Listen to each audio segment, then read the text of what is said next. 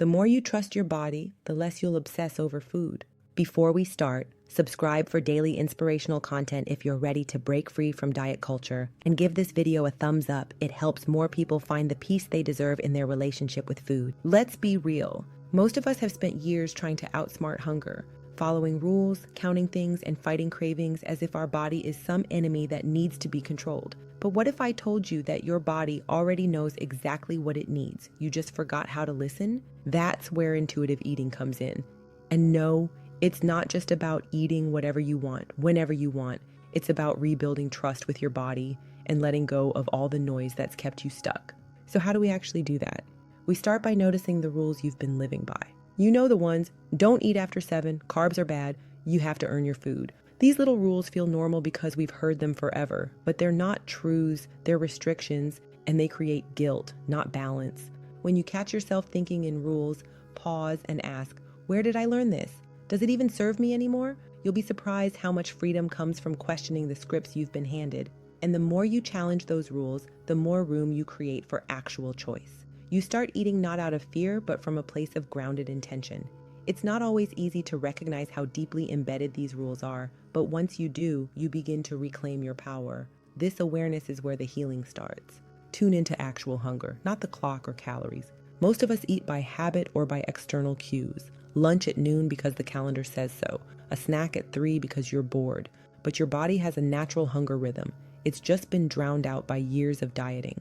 Start asking yourself, am I actually hungry? What does hunger feel like in my body? It's okay if you're not sure at first. Like any relationship, this one takes rebuilding. But the more you listen, the clearer it becomes. And with practice, hunger starts to feel less mysterious and more trustworthy. You'll begin to sense the difference between emotional hunger and physical need. And in doing so, you reconnect with one of the most basic parts of being human, honoring your hunger without shame or second guessing. Give yourself full permission to eat. Yes, really. This is the part that usually freaks people out. But here's the truth. Restriction leads to rebellion. When you constantly tell yourself you can't have something, that food holds power over you. And that power is what creates the binge-restrict cycle. By giving yourself permission, you neutralize that power. Pizza becomes just pizza. Ice cream doesn't feel forbidden. Food loses its emotional charge. That's when real peace starts to happen. And yes, at first it might feel messy. You might eat more of those off-limit foods than usual, but that's normal. Your body is relearning safety. Over time, those foods lose their grip because you're no longer chasing or avoiding them. You're simply coexisting with food, and that's what food freedom actually looks like. And once you've eaten, there's one more moment that matters just as much as the choice to eat in the first place. Check in after, not just before you eat. Intuitive eating isn't just about when or what you eat. It's also about how it feels afterward. Did that meal satisfy you? Did it energize you? Did it leave you feeling heavy or sluggish? That post-meal awareness teaches you what actually feels good in your body, not what someone on the internet says should feel good. The more you reflect, the more natural those aligned choices become. This part helps you notice patterns. Maybe you realize that skipping breakfast always leads to that 4 p.m. crash, or that you actually feel better with a warm lunch instead of something cold. These are the little signals your body sends that help you make choices from a place of care, not control. And when emotions start creeping in, that's when this next step becomes especially important. Make peace with emotional eating. Everyone eats emotionally sometimes. Food is comfort, celebration, connection.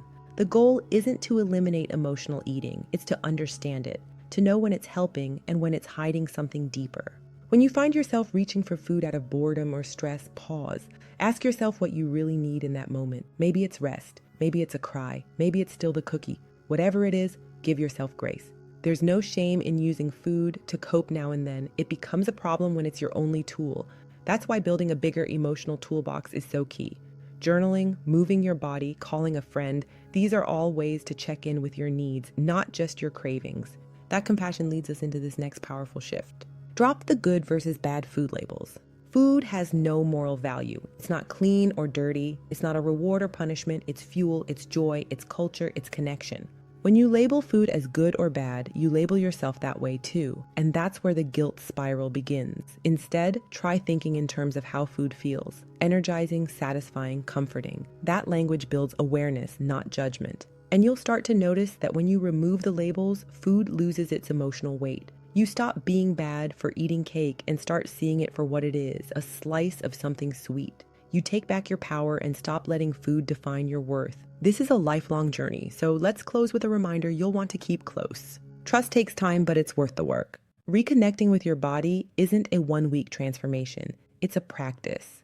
Some days you'll feel really in tune. Other days, old thoughts will creep back in. That's normal. Keep showing up. Keep listening. Keep giving yourself permission. Over time, your relationship with food softens. And more importantly, your relationship with yourself softens too.